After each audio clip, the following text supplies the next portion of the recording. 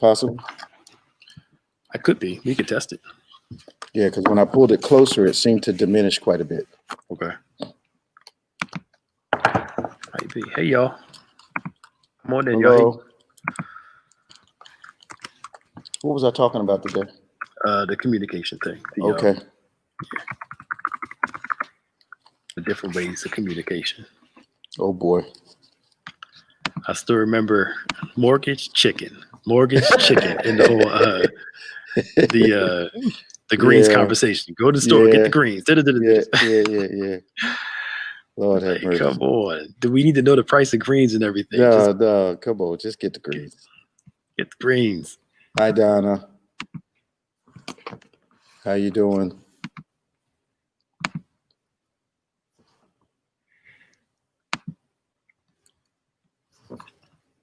Oh, come on in. Looks like they're coming. Yeah. Can you hear me pretty good, Pastor Nick? I can hear you good. Yep. Okay. I'm playing with the volume a little bit. See if it reduces. Hello, Tanya. Oh, no, you're good. If you want to turn your microphone down, that's a different option. Use a different way of doing it. Okay. Yeah. Seems like it improved a little bit. Yeah. You turn the volume down, you hear it's okay. Yeah. Hi, Gail. What's hey, up, y'all? Sid. Hey, Maribel. And Jeanette. Uh-oh. Hi, Marion. What's going on? Shh. I didn't do that. How y'all doing? Sorry. Here, boy. Y'all do us a favor and share. The greens thing was a discussion about, Bishop was talking about different ways that men and women communicate. Women go through the whole course of their day. The greens was 25 cents more than what I thought. And, so we're just like, did you buy the greens? Like, yeah, I love kale, mustards, and turnip greens. Collards are my least favorite.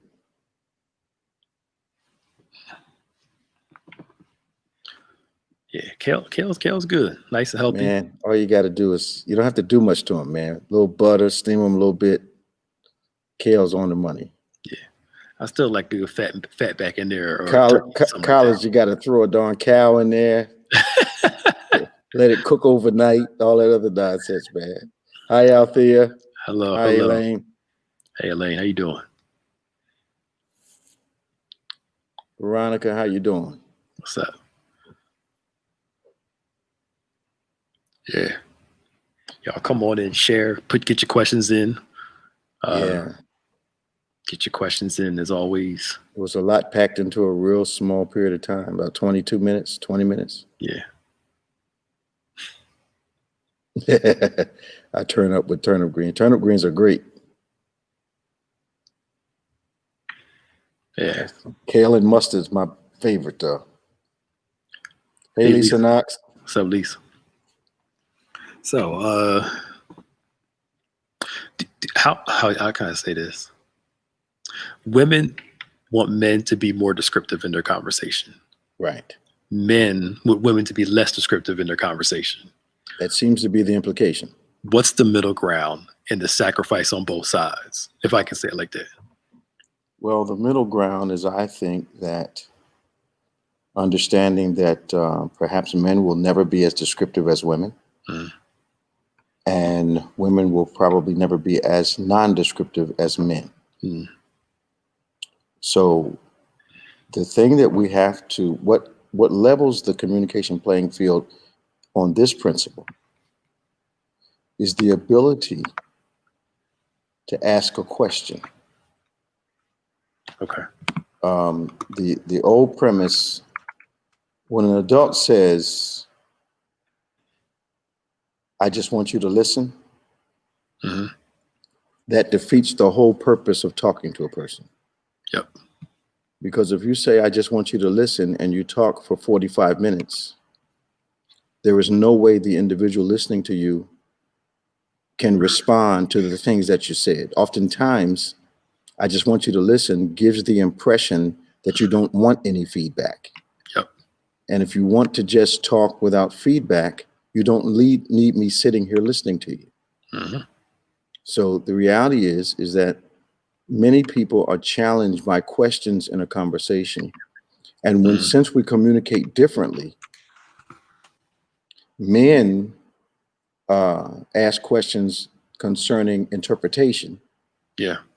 Women ask questions concerning content. Right. Because the overexpression is asking for questions. The underexpression is begging for content. Mm-hmm. So the thing that can, hi Yvonne, the thing that can really level it out is the ability to ask each other questions about what we're saying without getting defensive. Right. And defensiveness normally comes when one person or the other has their mind made up before the conversation begins. Yeah. Well, speaking of, we got 2 questions. I'll put this up there since you're talking about it. Does the burden still fall on the communicator when the listener is listening from a defensive viewpoint?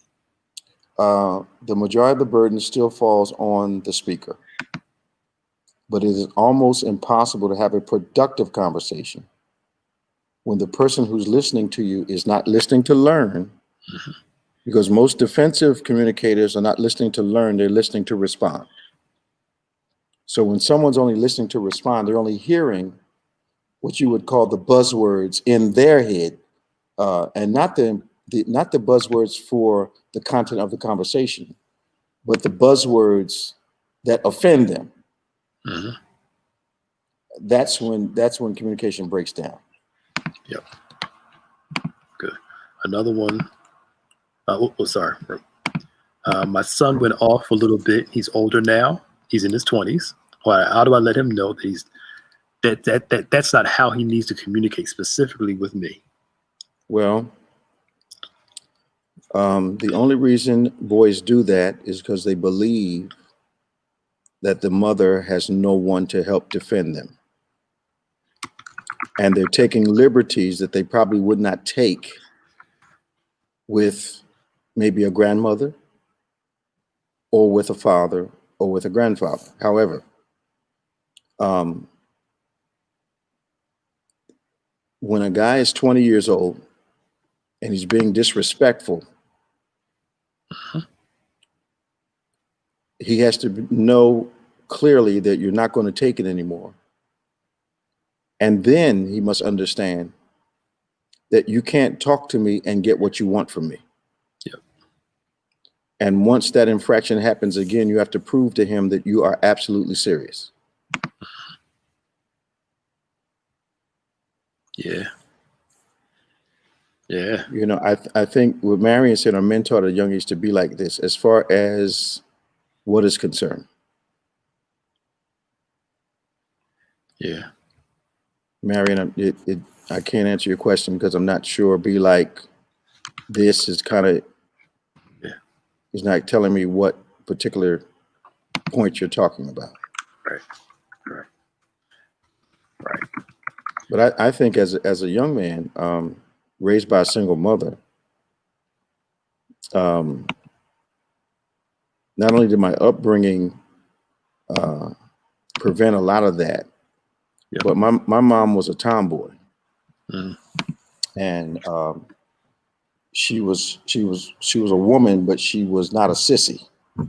So I can remember the one time I thought I was going to get off, and she faked me to my head with a left, hit me in the gut with her right, and when I reacted to the gut punch, she left hooked me in the face. We had a very good relationship after that. I know that. I know that's right. Because I was flexing because I thought there was only so far she could go. So, you know, she had to do what my grandmother used to say, every now and then you have to convince them. Yes, sir. Yes, sir. Every now and then. Yeah. Taught to respond. Taught to respond. I think it's a assimilated response, but most men are taught to work. Now, not sit down in class, but they pick this up in life. Work, be cool, which is synonymous with quiet, and chase girls. So none of those help a man in communicating with the people around him. So Yeah. they're kind of conditioned, not taught. Yep. They're kind of conditioned not to say much. Yeah. Yeah. Legit. Yeah. You know, especially like, you know, it's like I said before, like we talked about before, in some cases, man up fits. In some cases, man up don't. You know, That's right. you know, you break your arm and your leg and can't tell a 7-year-old to stop crying and man up. You know, That's so but most silly. of, yeah, and then you teach them they can't process their pain in a Right. mature way. And you have to know the difference between actual injury Yeah. and trying to manipulate with emotion. Yes. You know. Like, you all right. Yeah. If you're watching them and all he did was fall down on a carpeted floor, Yeah. and they're looking to see what your reaction is, Mm-hmm. Get up. You're okay. Yeah. Get up. Mm-hmm. Yeah. Had that with my daughter. They get up. She Yeah, cried. man. Offered her some food. Tears went away. See? Yep. He's fine. He's fine. He's all right. You all right. All right, Marion. We'll see you later. See ya.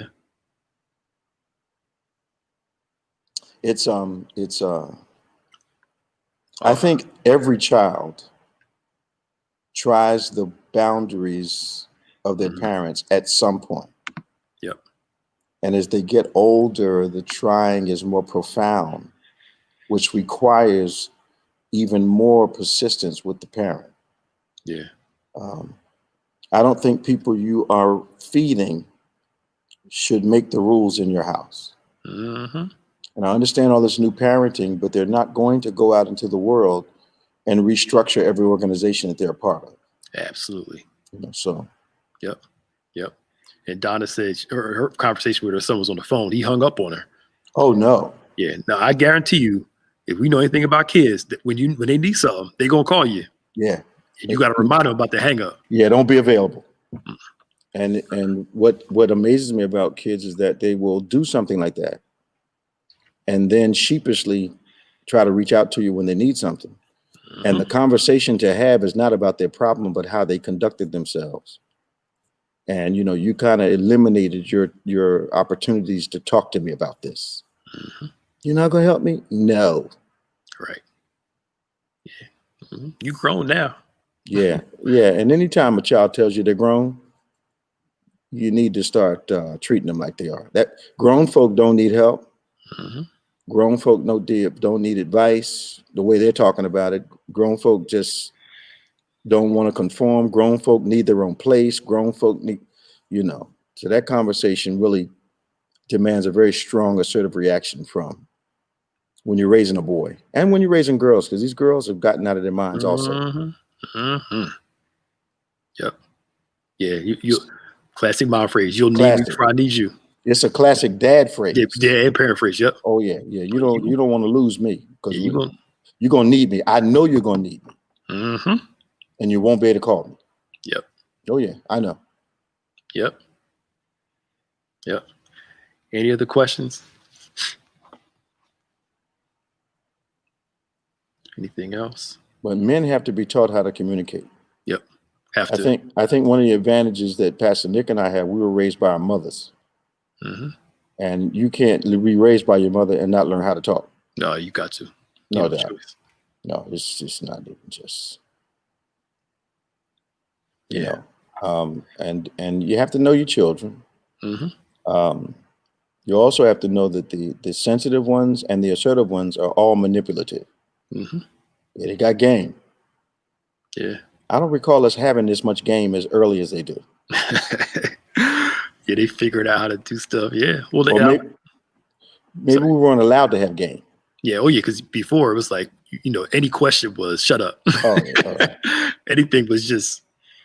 And I think that we lost that balance where mm-hmm. before, like we talked about last time, kids mm-hmm. are meant to be seen and not heard. That's too far over to the left. Yeah, too far over. Now it's mm-hmm. like, let them say whatever they want to say. That's too far right. Yeah. Because there's nowhere outside your house, if you establish that, mm-hmm. that's going to be a productive way for them to interact with people. Yep. Yep. Mm-hmm. And especially in those who grew up with their, especially the old school father Mm-hmm. that didn't talk much, just went to work, Mhm. came home, and was Mhm. silent most of the time. They kind of the kids sometimes went so far to the other side, Yeah. and I don't think that was healthy either, though. No. The silent man never talking, and Yeah, I think he was. I think he was upset a lot of times yeah, I love you. I pay the bills, don't I? because all he was doing was working. Mm-hmm. Yeah. And couldn't watch TV in peace. Right. Exactly. couldn't do nothing. Why we have to watch that? We don't have a television. Right. Yep. You don't have to watch a thing. Right. Exactly. Look, come home, his whole check go to somebody else. Can't do nothing. Yeah. That I think the middle, as Pastor Jonathan is saying, is kind of like a scale. Yeah. I think you have to take it incident by incident and decide when to press and when to converse. Yeah. But I don't think there's any blankets anymore. Yeah. I don't think the blanket they used on us was correct. Yep. But I think sometimes our parents, especially if they were working one real long job every day or two jobs, when they were tired, I think they lean more towards telling us what to think rather than teaching us what to think. Yeah. Instead of correct you, they just whip you behind till you go to your room. Yeah. Get out my face before I hurt you. Yeah. One of the things I'm noticing more is daughters that are growing up with hypercritical moms, and even boys. Yes. And that reaction, they almost seem so broken from a hypercritical mother. Yeah. Like real mean. You've seen them before. Yeah. But I wonder now, the young ladies appear to be so focused on having their way that I think parents start to believe that all they want to do is be on the record as saying something. Because, the girls are become very persistent in doing what they want to do, even though it's destructive to them, but it feels like an adventure to them. Yeah. Something we talked before, rebellion always feels like an adventure in its genesis state, in its beginnings. Yeah. And then the other side, I know some in particular moms just mean from their childhood, just real mean. They got their own, projecting their own issues on their children. And I'm like, and talking to them, they're like so emotionally unavailable. They're bitter. They're bitter, yeah. Yeah. Almost like they had the children against their will. Right. Yeah. Mad you got them. Yeah. But the child ain't decided to be here. Yeah. Yeah, and this is another thing coming up too, where you got teenagers trying to getting plastic surgery now, and their parents allowing this stuff. Why are their parents going along with that? This whole looking like a certain thing on social media and all that, and TV is just. You know what? I'm not putting a pair of red bottom shoes on a 20-year-old. You're gonna have to buy those. But if you can buy some red bottoms, you can pay some rent. You can buy some food. Right, literally. Yeah, you can contribute if you can go out and spend $800-900 on a pair of shoes. And don't even talk to me about plastic surgery. Yeah, the insecurity levels are so high, and when I tell these, like, even adult women have to tell them the woman that is in the magazine doesn't even look like that in real life. That's right. Touch her up, do all that stuff. Everybody wants that Instagram build a body. Absolutely. Not everybody, but it's very popular now. Yeah. So much so to the detriment where they get these surgeries out of the country. Some are dying, they get sick, and I'm like. And the corrective process is brutal. Yep. But the drive to be, what blows my mind, the drive to be the same is so strong. Yep.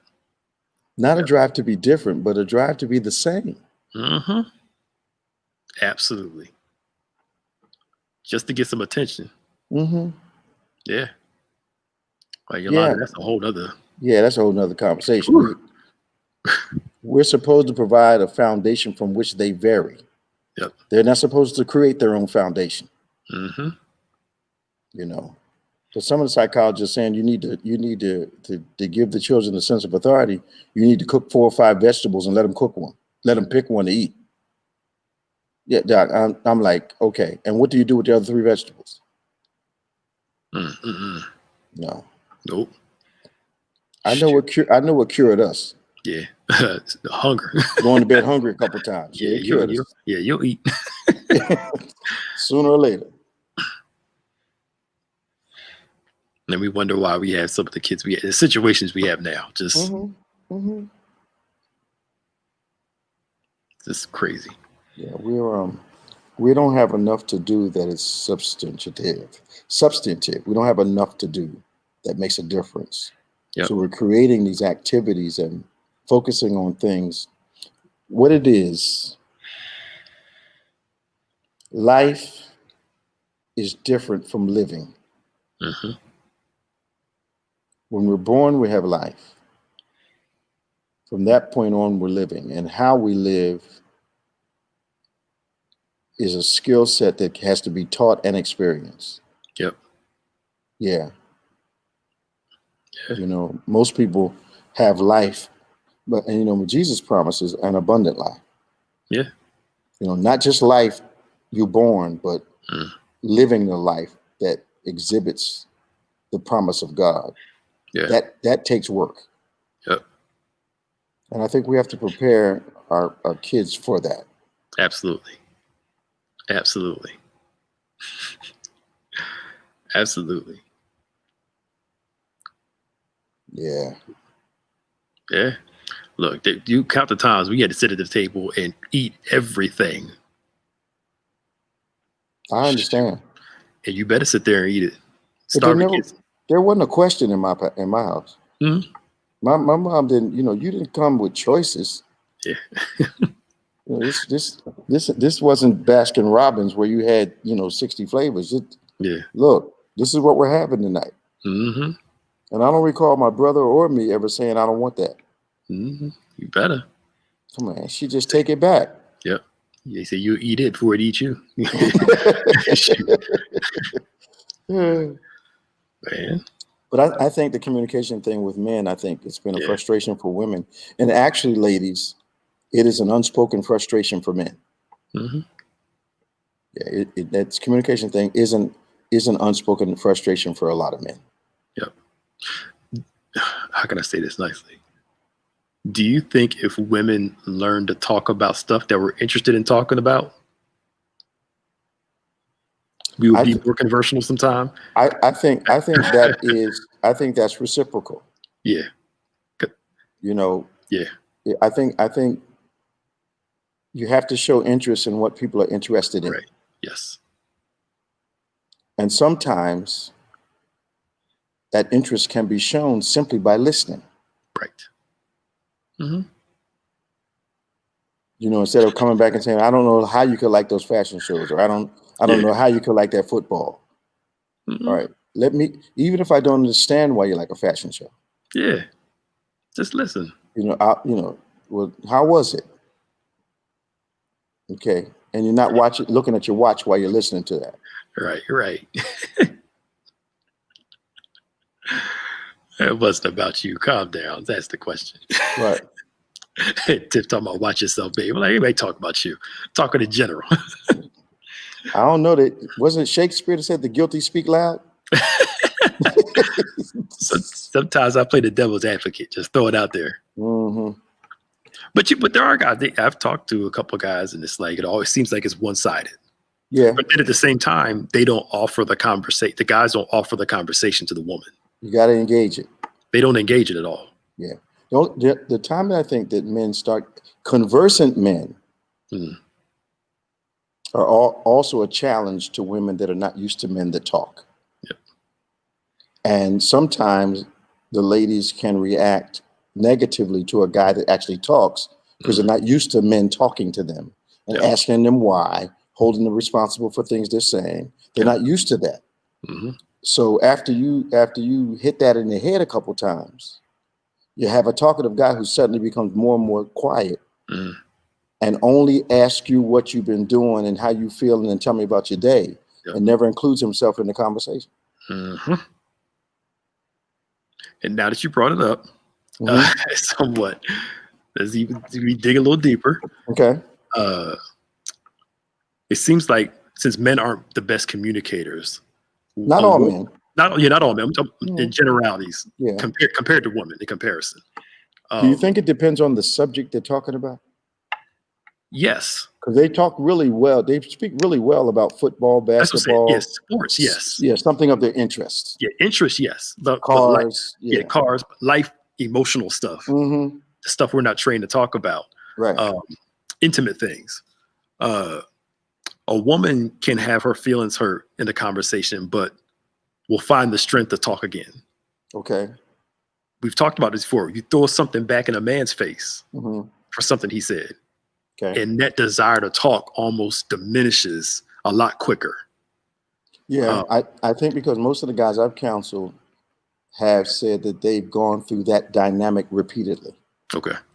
Until finally they began to accept that their opinion about a thing didn't matter. Right. Mm-hmm.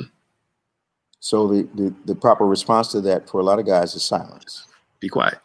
Mm-hmm. This is a big one. It's hard to vent to a man. A woman's classic complaint.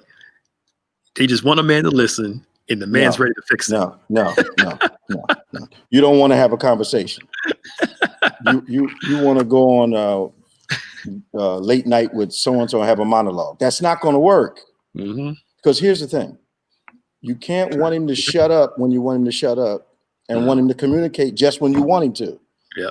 That's not how it works. Mm-hmm. And I think a lot of ladies, if that was reversed, they would resent that. Yep. What do you mean? What do you mean I can't talk back while you're talking? Mm-hmm. What do you mean that you act like nothing I say is important? I've counseled a lot of people, and you hear these things. And I think that's such a relationship barrier when we're asking people to listen and don't give them a chance to respond. Yep. And it is patently unfair to talk for 45 minutes and say, "What do you think?" Mm-hmm. Yeah. And we're not your girlfriends. We're not going to talk to you like your girlfriends are. No. It's a different scenario. But some guys do talk like girlfriends, though. No, I mean, I do. Yeah. Those beta males, they're so busy trying to get along that they lose their identity. Okay. Beta males. I'm just being serious with you. But the thing is, I believe women want men to engage them in conversation. Absolutely. But at the same time, I think there's a protocol that women appreciate that men appreciate also. Yeah. No one wants to be spoken to without responsibility. Yeah. Mm-hmm. No one. Yeah. Right here. When you just want to listen to sponsors, you have nothing to say. You told me you just wanted to listen. Because the problem is the amount of information. Here it is. If we communicate at 500 words a minute and you talk for 30 minutes, that's some stupid number of words. Yeah. So you got maybe, what is that? 15,000 words in a 30-minute conversation. That's a lot, yeah. That we're asking someone who hasn't been allowed to speak to respond to. Yeah. You can't build conversation that way. Yeah. And Jalen, you're right. If you grow up with your mom or you grow up with sisters, men learn how to respond quicker. Mm-hmm. Yeah. And we know how to cut through the fluff too. Mm-hmm. I start using your phrase. Don't talk to me like I'm a woman. Come on. Don't talk to me like I'm a regular man that don't know. Yeah. Don't talk to me like I'm no man. Now, come on. Come on. Don't do that. And they be like, "What you mean?" I'm like, "Don't talk to me like I'm an ignorant man that don't know." No. Yeah. Don't do that. Don't play me for a fool. Mm-mm. And I'm like, the classic. Oh, you want to keep playing? Okay. Like Gail thinks men talk more than women. I think they do about things that are not relational. Yep.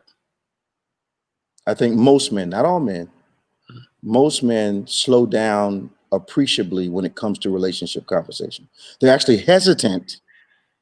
A lot of them have been hesitant in 30 years I've been counseling folks to say what they really feel and what they think. Yep. Mm-hmm. To the person that they're in love with. Yep. Which sounds kind of wacky if you think about it. Mm-hmm. You know, if there's somebody you should be able to talk to, man to woman, woman to man, it should be the person that you love. Yeah. Do you think it's sometimes how men, you said they contemplate, it takes them a minute to kind of figure out how to articulate it? So it takes them a day or two to. Yeah. And I think women get frustrated while they're in the contemplation stage. Yeah. Yeah. Because you're right. Most men don't know how to contemplate and articulate at the same time. It's like, let me brew on it for a minute. Yeah. And a week later, I didn't like it when you did so and so, so and so. Yeah. Yeah. I think that the timing of a conversation is absolutely important. Yep. You know, I've counseled people who actually get upset because they called their significant other at work, and the person said, "I'm in a meeting. I have to talk. I have to go," and they throw it up in their face. You never can talk to me when I call. However, they're unavailable on their job. Absolutely. Absolutely. Crazy. So a man can have that mindset. A woman can have that mindset where you ought to drop everything when I call. That's not possible sometimes. Not at all. No. Not at all. And then if you do, and you find out it's not an emergency, it just makes it even worse. Like now I'm definitely not going to answer. It pisses you off. That's what it does. Yeah, it does. Now I'm definitely not going to answer. So Susan says, what do you do when they don't even try to converse? One of the things I ask people, is this a new character trait, or has this character trait been in place the entire time you've known this person? Because communication is such a key piece of a relationship that the person, listen to me closely, everyone. If the man or the woman is not a good communicator when they're trying to impress you, they are not going to get better the longer the relationship progresses. People are on their best behavior before you become committed. Yeah. So a person doesn't want to have conversation. And sometimes, sometimes we don't have the energy to bridge that gap. Mm-hmm. Or either tell somebody, that's not going to work with me. If we're going to try to do this, that's not going to work. Yeah. And you lay it down then, and if they can't change, and communication is very, very, very, very, very important to you, then that's one of your not caution signs, it's a stop sign. Yeah. Dana Green said, my son says there should be clear personal communication for men, solving a problem or making a point, but his girlfriend talks all of her feelings and it drains him. Get to the point. It took you 30 minutes to say that, but it took you 5. But allow the process. Allow the process, because if you listen well, mm-hmm. you'll hear some nuances that you didn't consider. Yep. And yes, I understand what he's saying. Sometimes some of the nuances don't seem to be germane to the subject. Yep. Yeah. And then, people listen to men rattle on about, who's the best basketball player in the world for 2 hours. Mm-hmm. They need refreshments while they're having this conversation. Mm-hmm. And then they get in the company of the female in their life, or the mother, or the sister, or the girlfriend, or the wife. Mm-hmm. And that female cannot understand why you can't talk this much. Yeah, and rattle every detail. Yeah, how many assists, how many rebounds. Oh man. Why aren't you that conversant when we're talking? It's not the same arena. Yeah. Ava said, it's almost 7:00. Ava said, had a convo with a man. He said, I don't feel like women should have to deal with certain things, so I keep it to protect you. Wow. I said, I didn't give the inclination that I couldn't handle it. He said that was what he was taught a man was supposed to do. Oh, wow. That's a lot of men are taught that. Well, some of that comes from people's experience. Yep. You know, sometimes people are not, and this is men and women, are not prepared for the truth, for answer to a question they've asked. Mm-hmm.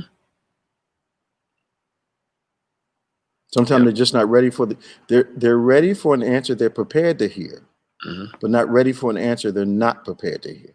Yep. And that's men and women. Yep. Yep.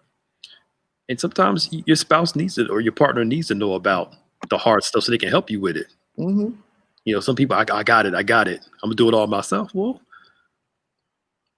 something ain't right in the relationship if you can't talk to your person about it. That's right. It's like 7:00. How much further It you is. want to go? We got on here 20 after, right? Yeah, 20. Yeah, 25 after. yeah. I know they are participating avidly right now. So let me ask you a question, Pastor Nick. Mhm. How enthusiastic are men about gossip? Depends on the man, and it depends on what the topic is. Okay. Yeah. Okay.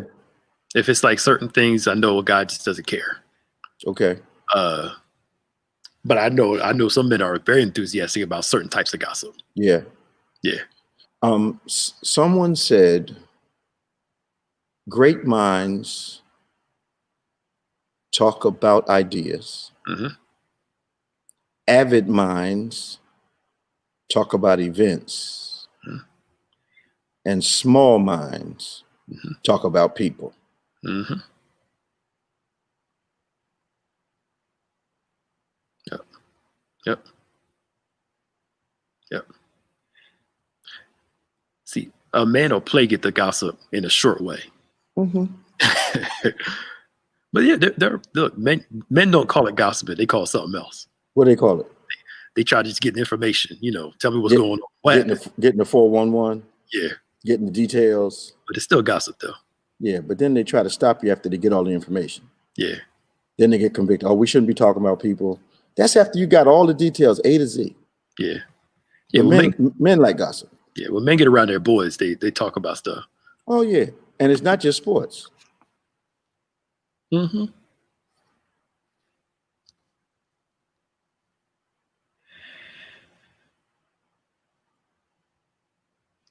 Any other It's time, questions? Pastor Nick. Yep. Any other questions? We're right at 7. Thank you all for joining us tonight. Yeah. Join us tomorrow for those Embrace class tomorrow at 7. Yeah. Tuesday is something. I can't remember which Tuesday it is. Who do I have tomorrow night, Pastor Nick? Is it Shepherds tomorrow night? Yes. Okay, I got Pastor School tomorrow night at 8. Yeah. Embrace at 7. Yeah. Yeah. And then Tuesday is something. Maya, what's Tuesday? Is she there? She's behind the scenes. She's private chatting. She's private chatting? Okay. Yeah. And then of course Wednesday Bible study. Get a lot of good feedback on this offense and anger and all this stuff. Oh, There's yeah. a lot of feedback on it. It's expected. Yeah. And then I don't think we have anything Thursday. We'll figure it out. The recap is tomorrow night at 5:30. Okay. We talk about it, all the whole schedule. Oh, Link Couples Ministries this Tuesday. Okay. And then this Thursday is I don't know what it is Thursday. We'll post it all. Yeah. You'll see it all. Y'all Just join us all week long. Thank you for joining us all day today. I hope the messages were a benefit to you. Yeah. Hope you enjoyed our outdoor service, which we thought was intrusive but inspirational and informative and delivering. Yeah. And we're gonna be taught once 10 times better is done, and it'll be another couple weeks. We are going to get into a series called "I'm Over It." Yeah. And I'm believing that God's going to really deliver something to us. Mm-hmm. Yep. Yeah, Althea, we're with you. We missed coming to church here. Words can't describe. Yeah. How much we miss it, but we've got to do the right thing, and we're not participating in the experiments that that people are doing. Yep. In bars and restaurants, in churches, we're not participating in experience in schools because every experiment is failing. Yep. They said Philly's going through hitting another wave again, or PA is. Yeah. Like 35 states are hitting another spike. Mm-hmm. Because we did not do what we should have done in February, March, and April. Yep. Yep. I think it's a travesty that New Zealand has what? No cases? Almost none. Yep. Down to one. Mm-hmm. And we're the most technologically advanced nation in the world. Mm-hmm. Supposed to be. And it's out of control. Yep. They say all the countries where women are the leaders have the best COVID. Absolutely. The lowest COVID ratings. Absolutely. Mm-hmm. Yep. All right, y'all. We'll see y'all later. Bless All right, y'all. now take it easy, y'all. Have a good, wonderful night. See you tomorrow.